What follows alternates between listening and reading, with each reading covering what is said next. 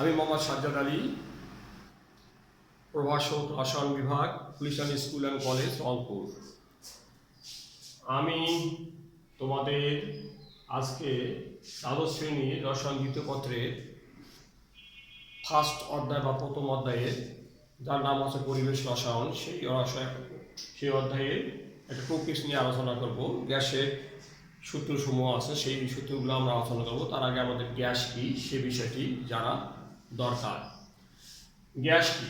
Gas হলো সাধারণ তাপমাত্রায় পদার্থের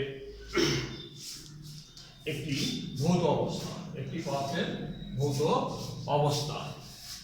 এই অবস্থায় আন্তঃআণবিক আকর্ষণ বল অপেক্ষা অণুসমূহের স্থানান্তর গতি অধিক হয়ে থাকে, যেমন hydrogen gas, nitrogen gas, carbon dioxide ইত্যাদি। অর্থাৎ বলা হচ্ছে আন্তঃআণবিক আকর্ষণ বল যেটা দুর্বল, সেটা গ্যাসের মধ্যে থাকে। আমরা জানি দুর্বল ভ্যান ডার ওয়ালস আকর্ষণ বল থাকে। এই বলটা অপেক্ষা অণুসমূহের স্থানান্তর গতি কি হচ্ছে বেশি হয়ে থাকে। তাহলে এটাকে বলা হচ্ছে গ্যাসীয় পদার্থ, যেমন কার্বন ডাইঅক্সাইড, নাইট্রোজেন, হাইড্রোজেন ইত্যাদি। এবার আমরা পড়বো গ্যাসের আয়তন, চাপ ও তাপমাত্রার একক। আমরা এগুলো ক্লাস 9-10-এও অনেক জানছি এবং ফার্স্ট ইয়ারও স্যাররা পড়াইছেন। আমরা জানি এসআই এককে গ্যাসের আয়তনের এককে ঘনমিটার বা ঘন ডেসিমিটার বা ঘন সেন্টিমিটার এককে প্রকাশ করা হয়। ঘনমিটার, ঘন ডেসিমিটার, ঘন সেন্টিমিটার এককে প্রকাশ করা হয়। এছাড়া আয়তনকে লিটার বা মিলিলিটার এককে প্রকাশ করা হয়। একক সময়ের সম্পর্ক হলো 1 ঘনমিটার সমান সমান 1000 ঘন ডেসিমিটার সমান সমান 1000 লিটার সমান সমান 10⁶ মিলিলিটার। উই নো 1 ঘন ডেসিমিটার সমান সমান 1 লিটার এবং 1 লিটার সমান সমান 1000 বা 1000 মিলিলিটার।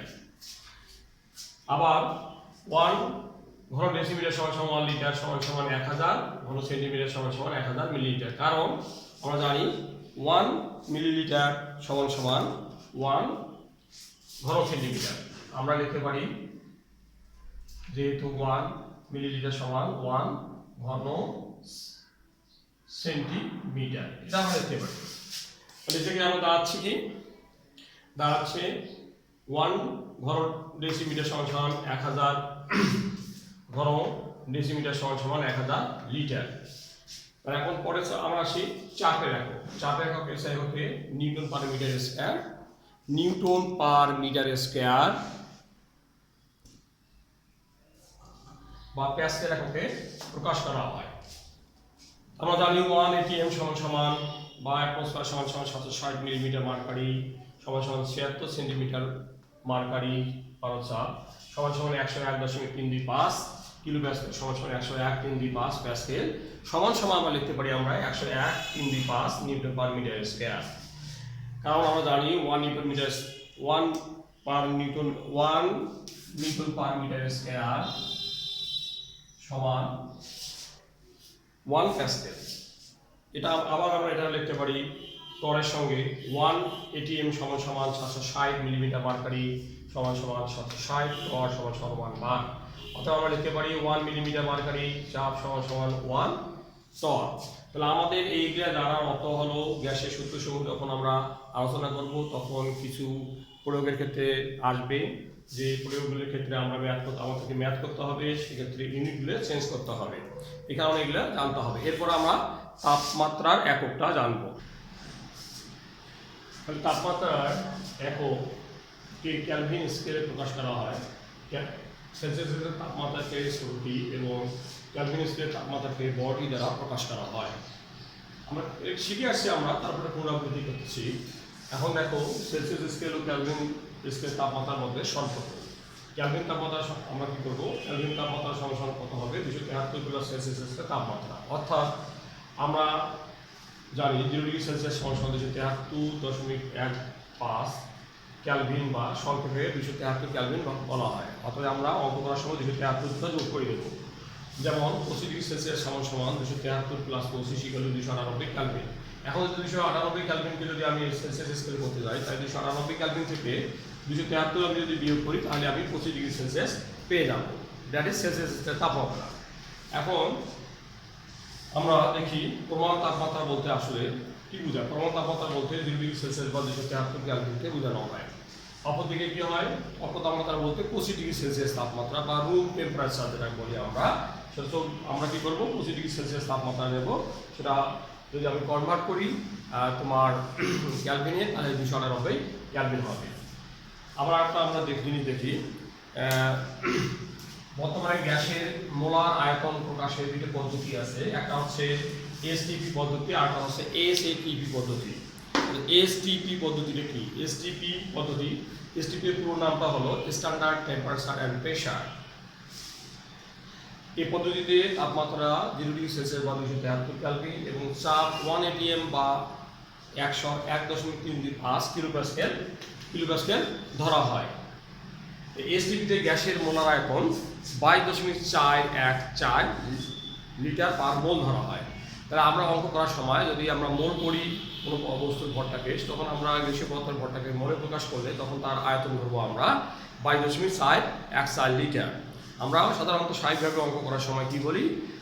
22.4 লিটার, এটা দিয়ে আমরা প্রকাশ করবো এবং তখন অঙ্কটা দাঁড়ালেও হবে আমাদের।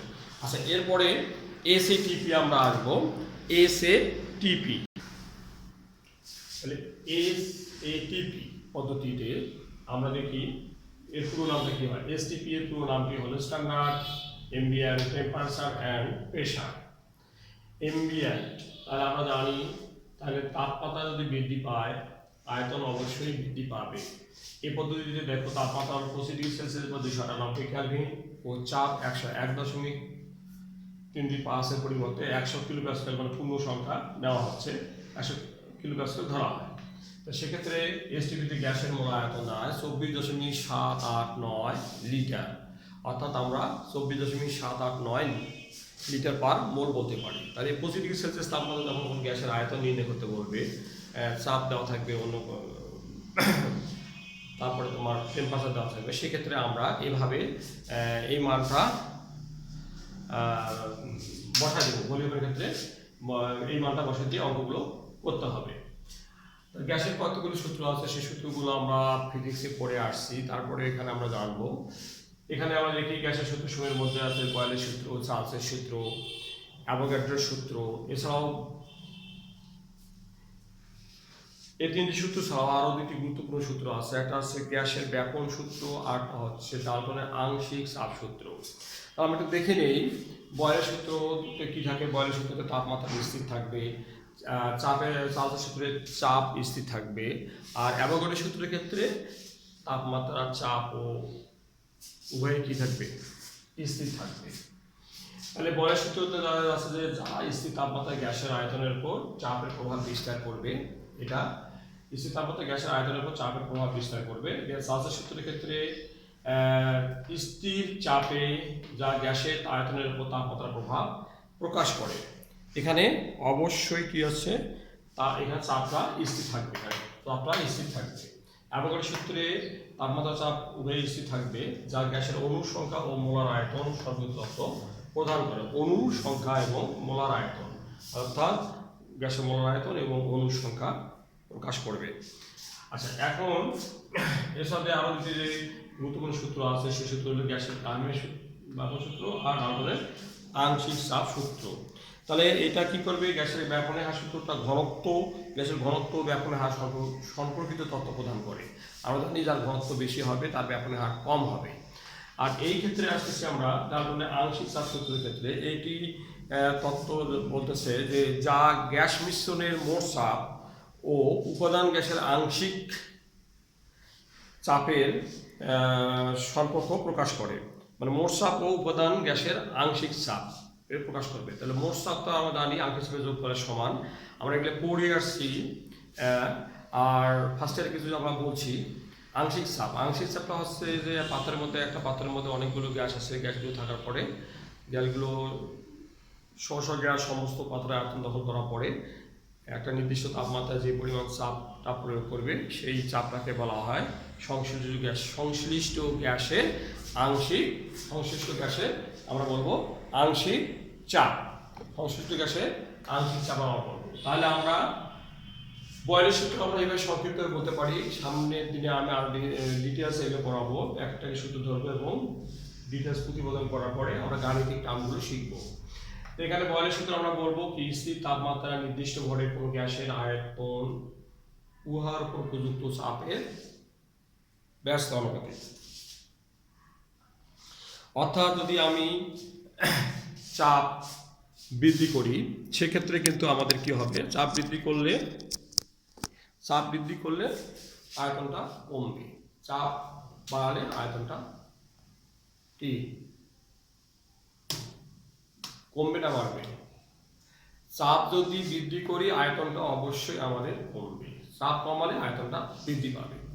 তো যাই হোক, এক্ষেত্রে চাপের সূত্রের ক্ষেত্রে চাপটা স্থির থাকবে। এক্ষেত্রে বলা হবে যে স্থির চাপের নির্দিষ্ট করে কোনো গ্যাসের আয়তন উহার পরম তাপমাত্রা সমানুপাতিক,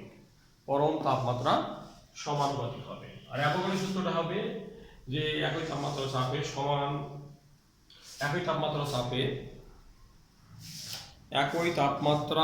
ও চাপে মানে তাপমাত্রা অবশ্যই কি হবে, স্থির থাকবে।